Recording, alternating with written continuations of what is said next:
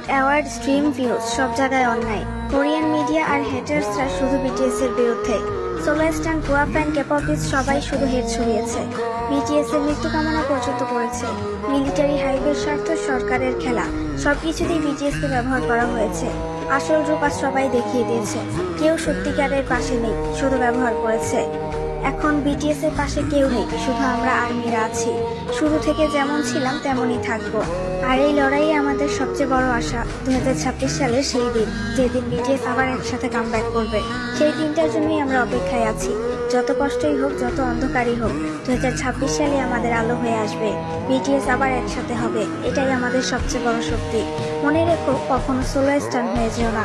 সবসময় একজন প্রকৃত আর্মি হয়ে থাকার চেষ্টা করো, কারণ বিটিএস এর কিন্তু আমরা আর্মিরা ছাড়া আর কেউ নেই।